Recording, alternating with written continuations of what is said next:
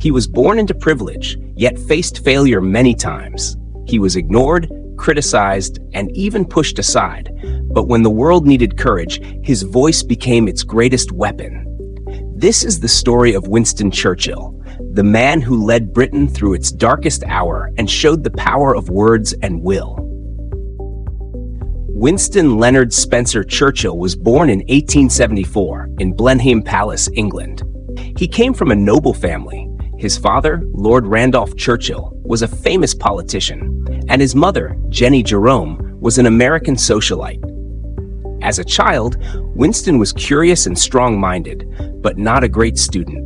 He often struggled in school, yet he loved reading history and writing stories. He once said, "I am always ready to learn, although I do not always like being taught."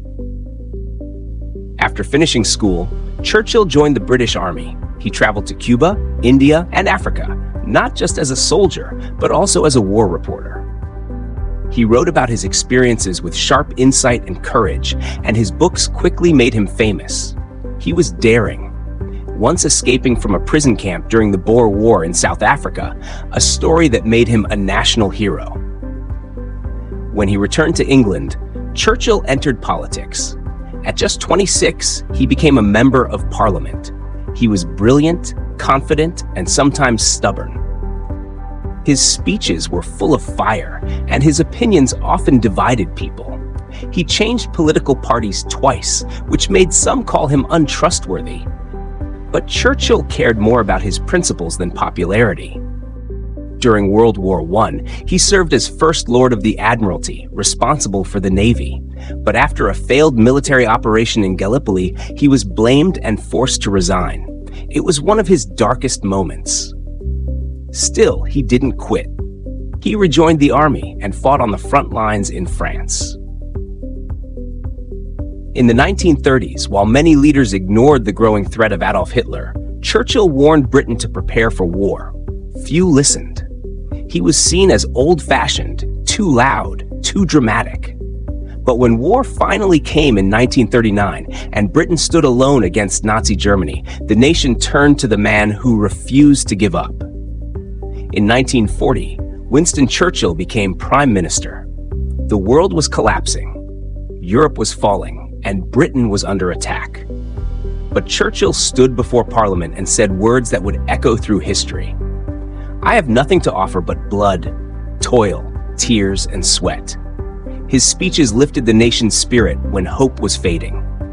He told his people, "We shall fight on the beaches, we shall fight on the landing grounds, we shall fight in the fields and in the streets. We shall never surrender." Those words turned fear into strength. They united a country that refused to bow to tyranny. Churchill worked closely with other world leaders like Franklin D. Roosevelt and Joseph Stalin, building the alliance that would eventually defeat Hitler. He guided Britain through bombings, hunger, and loss, always believing that victory would come. In 1945, World War II finally ended. Britain was free, and Churchill was celebrated as a hero. But history can be cruel. In the same year, he lost the election. Still, he accepted defeat with grace, saying, "Democracy is the worst form of government, except for all the others." He continued to write and speak, publishing his memoirs and histories of the war. In 1953, he was awarded the Nobel Prize in Literature for his powerful writing and inspiring words. That same year, he was knighted by Queen Elizabeth II, becoming Sir Winston Churchill. He served again as Prime Minister for a short time, before finally retiring from politics.